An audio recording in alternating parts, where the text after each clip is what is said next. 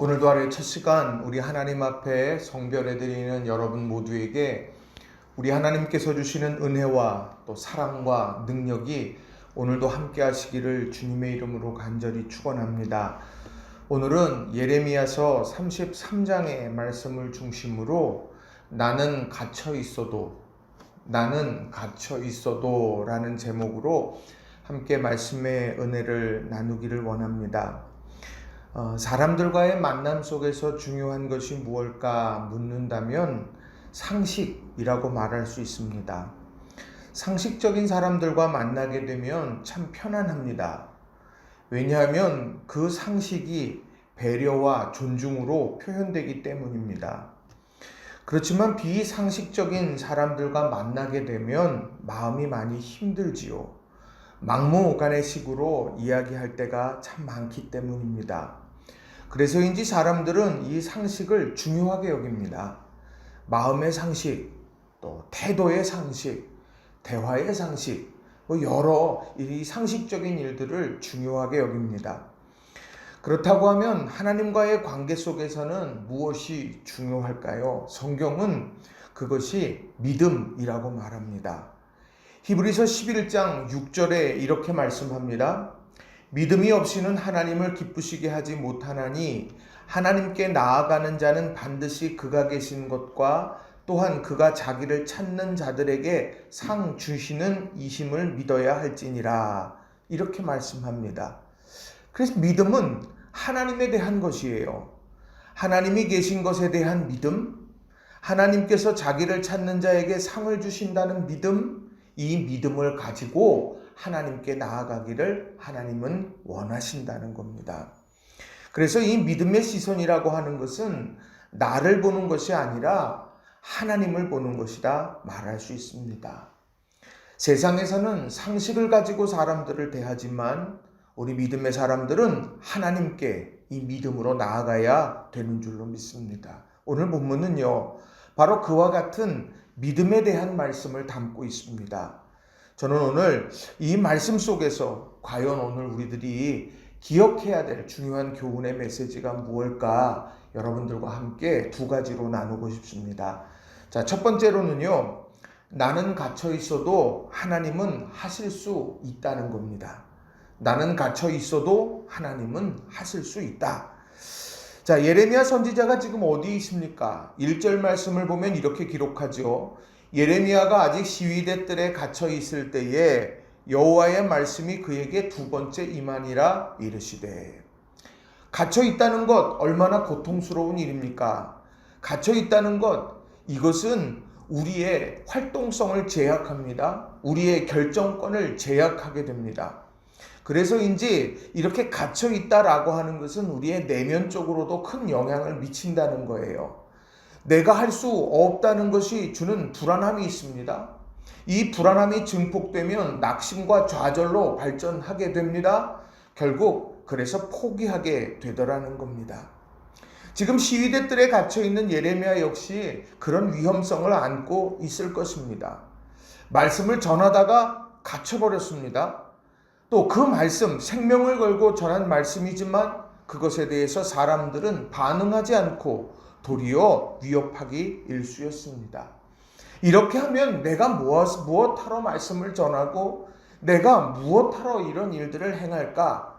내가 갇혀 있는데 또 아무것도 할 수 없는 이 순간 내가 그렇다고 하면 어떤 내가 존재로 설 수 있을 것이냐 하는 생각이 들 수 있습니다. 그런 때에 바로 하나님의 말씀이 임한 거죠. 그런데 하나님께서 그 임하시면서 하셨던 말씀이 아주 우리에게 의미 있게 다가와요. 2절을 보시면 이를 행하시는 여호와, 그것을 만들며 성취하시는 여호와, 그의 이름을 여호와라 하는 이가 이와 같이 이르시도다. 아무것도 할 수 없어 갇혀 지내고 있는 예레미야에게 하나님은 말씀하셨는데 누가 말하고 있느냐? 여기에 집중하도록 하나님을 설명합니다. 이를 행하시는 여호와, 이를 성취하시며 만들어 가시는 여호와, 스스로 그의 이름을 여호와라 하시는 그분께서 오늘 내게 말씀하신다라고 말하는 거예요. 바로 하나님이 누구시냐? 믿음의 시선을 가지라는 거죠. 내가 갇혀있어 아무것도 할 수 없는데 하나님은 그 일을 행하시는 분이다. 그것을 완성하시는 분이다. 하나님이. 바로 이것을 오늘 예레미야에게 말씀하시는 거예요. 지금의 나의 현실의 삶에 갇혀있음보다 하나님을 향한 시선, 그것을 굳게 세우라는 거죠. 그래서 이 부분을 새번역 성경을 보니까 이렇게 번역합니다.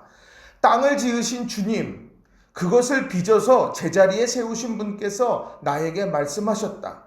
그 이름이 주이신 분께서 말씀하셨다. 한마디로 말하면 이것은 천지창조에 관한 말씀입니다.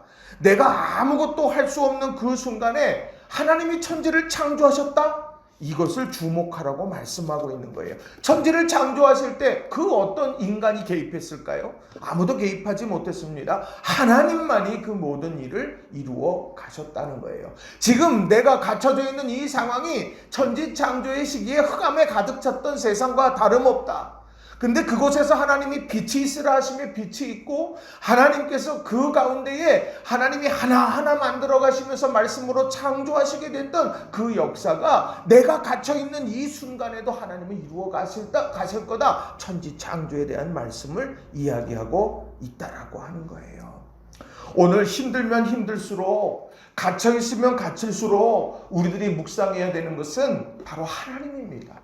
그 하나님이 어떤 하나님입니까? 천지를 창조하신 하나님이라는 거예요. 요한계시록 3장 7절도 하나님에 대해서 이렇게 말해요.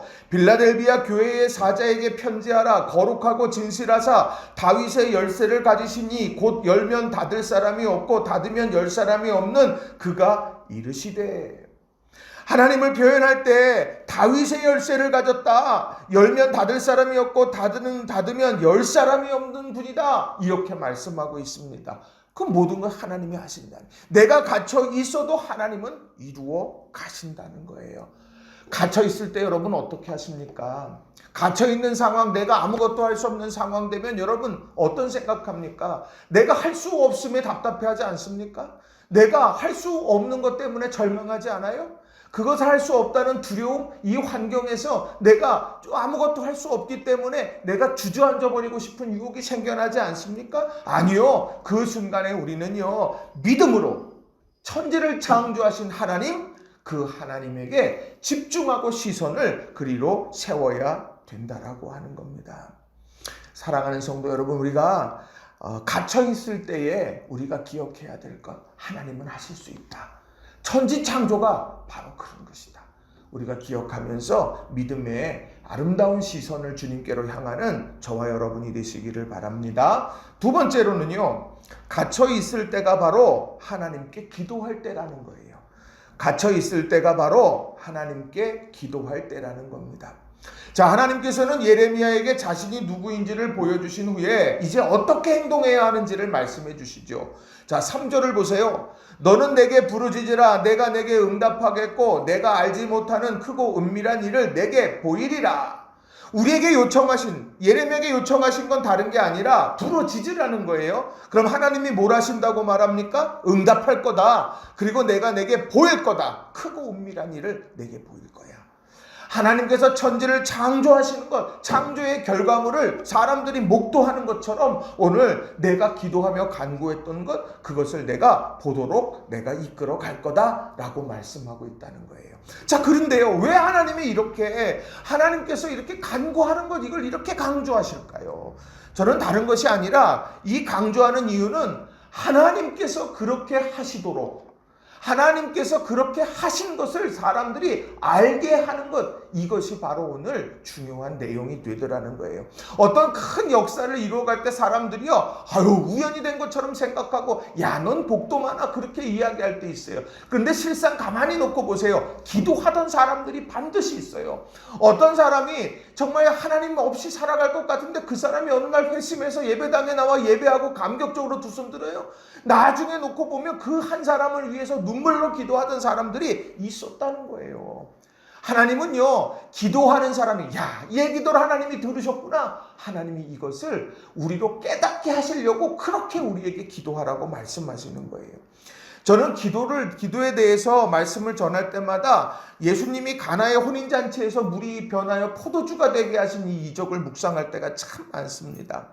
혼례를 얼마나 정성껏 준비했겠습니까? 축하연이 무르익었는데 손님이 많이 왔는지 아니면 오신 손님들이 포도주를 많이 먹었는지 모르겠지만 포도주가 다 떨어져 버렸습니다. 잔치자리에 포도주가 없다 그러면 그게 얼마나 난처한 일입니까? 그래서 발을 동동 구르고 있을 때 예수님이 하인들에게 말하죠. 이 항아리에다가 물을 채워. 손님들이 들어올 때 이게 손발하는 이런 씻는 이런 항아리에다 거기다가 이렇게 물을 부으라고 말합니다. 그러니까 하인들이요 아구까지 채웠어요.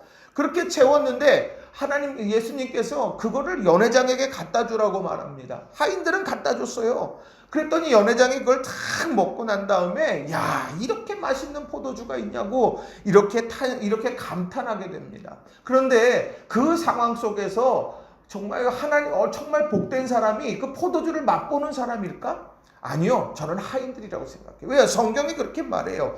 요한복음 2장 9절에 보니까 이렇습니다. 연회장은 물로 된 포도주를 맛보고도 어디서 났는지 알지 못하되 물떠온 하인들은 알더라. 그렇습니다. 이 포도주, 좋은 포도주 마시는 거 복된 건지 몰라요. 복될 수 있어요. 그런데 중요한 건 이것이 어떤 과정을 통해서 이루어졌고 누가 이 일을 이루었는가 이것을 아는 것만큼 그것에 비견해 볼 때 바로 그것은 거기에 미치지 못한다라고 하는 거예요. 오늘 우리가 정말 복되는 건 뭐냐? 갇혀 있어요. 내가 할 수 없어요. 근데 기도할 수 있어요. 그 기도하게 될 때 마침내 하나님께서 역사하셔서 큰 일을 이루게 될 때 저거 하나님이 하신 거야. 저거 하나님이 이루신 거야. 이렇게 이야기할 수가 있다는 거예요. 그러니까 우리가 갇혀 있다. 그러니 난 답답해. 난 할 수 없어. 난 힘들어. 내 삶의 환경은 너무도 곤고해. 우리가 그렇게 느껴질 때 바로 그때가 기도할 때라는 거예요. 우리 성도님들을 향해서 목사님 어려워요. 저 힘들어요. 저 이렇게 너무너무 힘들어서 어쩔 줄 모르겠어요. 그럼 제가 늘 하는 얘기 같아요. 지금 기도합시다. 그러면 꼭 이야기합니다. 지금 나 힘들어서 기도 못해요. 나 지금 힘들어서 기도 못해요. 내가 좋아지면 기도할게요. 아니요. 순서가 바뀐 거예요. 힘드니까 기도하는 거예요. 힘드니까 예배하는 거예요. 그래야 영적인 근력이 생겨나고 하나님의 역사, 하나님께서 이루셨다라고 하는 그 일을 목도할 수 있는 것이 우리에게 주어진다는 거예요.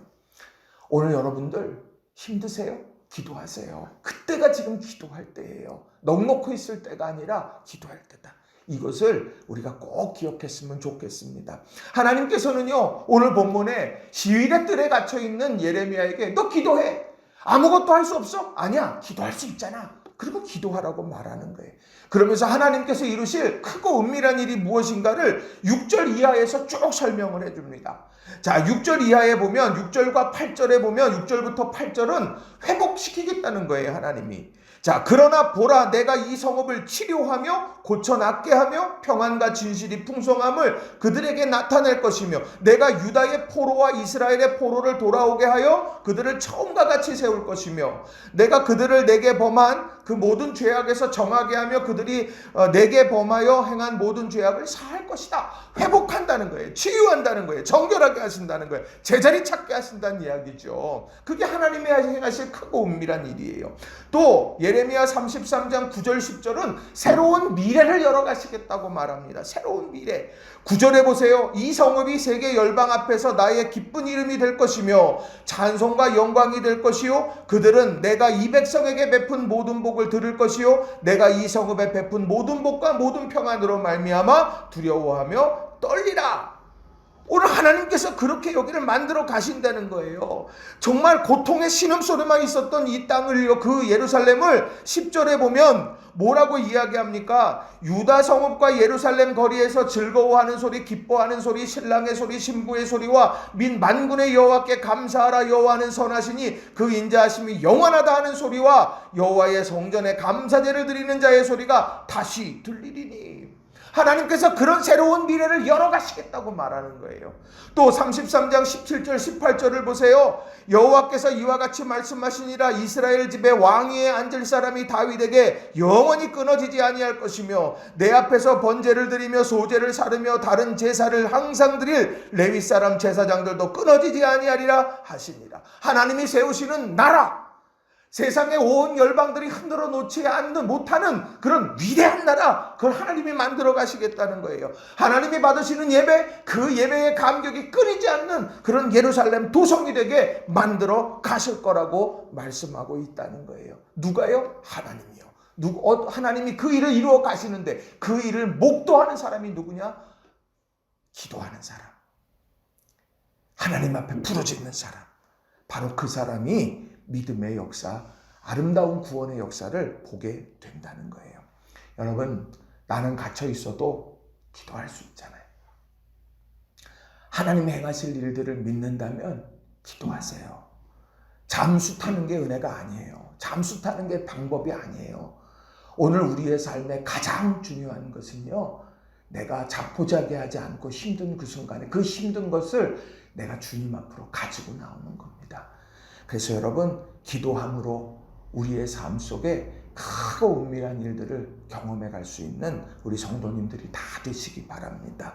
말씀을 정리합니다. 오늘 말씀은요, 하나님께서 갇혀있는 인생에게 주시는 말씀이에요. 야, 힘내. 갇혀 있어도 하나님 하실 수 있어. 나는 갇혀 있을 때, 내가 갇혀 있어요? 그때 기도할 때야.